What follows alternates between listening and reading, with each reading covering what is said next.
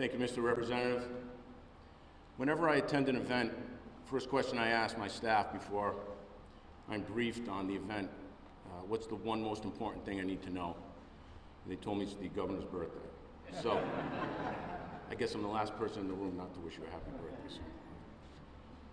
I'd like to recognize the governor, Lieutenant Governor, Speaker Shikachi, Senate President Ruggiero, Senator Costa, Representative Batista, Police Chiefs Association, President Ramsey, and Jim Vincent from the NAACP. Thank you very much. One of my top priorities when I became the superintendent of state police just over 2 years ago was the study of body-worn cameras. I quickly learned that the Rhode Island State Police was only one of a handful of police departments, state police agencies across the United States that did not have body-worn cameras or in-car camera systems. Body-worn cameras are an essential piece of equipment, critical to building public trust and creating transparency in this profession, law enforcement. We cannot afford not to have these. Over the past 2 years, Major Lori Ludovici, who's in the back of the room, conducted an extensive study in a pilot program where we had 19 troopers test equipment, policies, and procedures, what worked and what did not work. We quickly honed in on 2 policies that we seen would be very important to us and that we are modeling our policies and procedures on. One was the New Jersey State Police. They have both body-worn cameras and in-car camera systems. But also is the Providence Police Department. They've been doing it right for so long. We also participated in an exhaustive study spearheaded by the Deputy Attorney General, D. Goldstein, and the Rhode Island Police Chiefs Association Director, Sid Wardell, studying what works and what doesn't work for the Rhode Island law enforcement community. What we found was this. The key component was funding.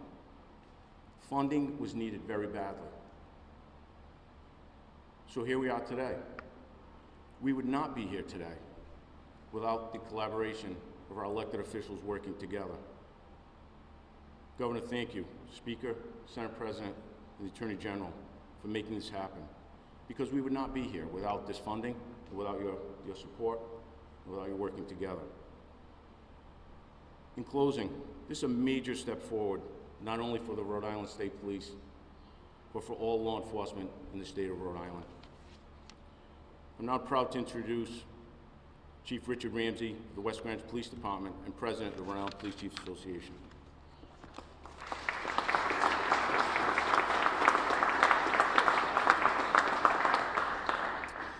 So, good morning, everyone. For those of you who don't know me, I am Richard Ramsey. I'm the West Greenwich, the police chief in West Greenwich, Rhode Island, but I'm also the president of the Rhode Island Police Chiefs Association. I'd like to thank Governor McKee and the state legislators for supporting the body-worn camera program and for inviting the Chiefs Association to give some brief remarks here today. You know, last year, the Rhode Island Police Chiefs Association launched a statewide initiative called the 20 for 20 campaign, which consisted of a series of 20 promises to our citizens, which was signed by every police chief in the state. One of the key components included in the campaign was the pledge for every police department in the state to research the feasibility of a body-worn camera program.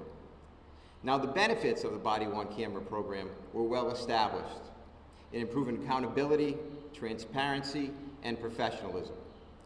They improve citizens' behavior during incidents, increase police training opportunities, expedite the truthful resolution of reported police misconduct complaints, and promote the public trust. Cost, however, had always been the greatest barrier to the enforcement of these programs, not just in Rhode Island, but across this country. Our chiefs have served on a committee researching body-worn cameras for several months with the members of the Attorney General's office and the Rhode Island State Police. One thing that was clear from the start was that every effort to equip officers across the state with body-worn cameras would require a buy-in from all stakeholders, from our local and state level, among law enforcement agencies, and all elected officials alike. To be clear, the police chiefs of Rhode Island support the implementation of the body-worn camera program. It is the right thing to do, and we are grateful to our elected officials for their support. The Rhode Island Police Chiefs Association looks forward to working with our partners in the state legislature, the Attorney General's office, and the Governor's office on making sure this program is equitable, impactful, and sustainable. Thank you. It is my pleasure to introduce the State Director of the International Association of Police Officers, Ralph Izowski.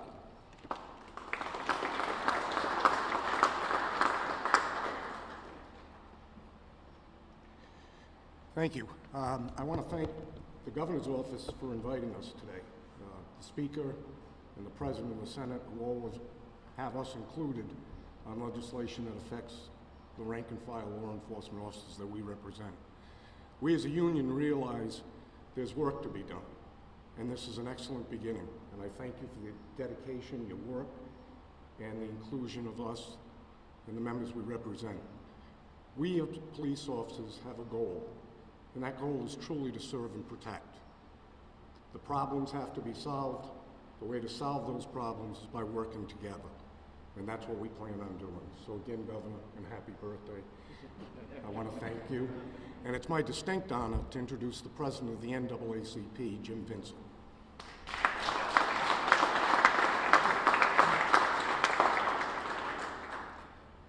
Last but not least, first of all, I'd like to wish the Governor again, happy birthday, class of 69. And I'd like to thank each and every one of you for being here on a very important day. I'd like to thank the Attorney General. I'd like to thank Senate President, Speaker of the House, Colonel, Chief of Police, law enforcement, but above all, I want to thank the sponsors, Senator Costa, Representative Baptista, and I also want to recognize Senator Mack and also Representative Potter. This is a big day. In terms of civil rights, probably in the nation, the two biggest issues today are police-community relations and voter rights. So this is huge in terms of the civil rights community. And it also is big because when people say things cannot get done in Rhode Island, well, you remind them of what's happening today. When people put their mind to something that's important, and believe me, police-community relations are important, you can get it done. You can get it done, and this is proof right here. So when you look at body cams, and I like to give Colonel Parry some credit because we talked about this several years ago in terms of the Police Providence Community Relations Committee. When you look at body cams and what it does help in terms of accountability. It's a step in the right direction. When body cams are used correctly, it does help in terms of the public trust, public confidence. And when body cams are used correctly, police-community relations are better. And I think no one here believes that we can't do better in terms of police-community relations. We look around the country and we see the fact that we've had issues of trust that are at an all-time low. So if anything can be done to help restore that trust, and body cams is just one small step in that direction, then I think it's important. So thank you, each and every one of you that were involved in this, because without each and every one of you, it wouldn't have happened. So I, as representative of the Civil Rights Organization, the NAACP Providence Branch, thank you, because this is something that we needed in Rhode Island, and this is something that hopefully we can expand on in terms of bringing that trust to our community, which is so badly needed. Thank you.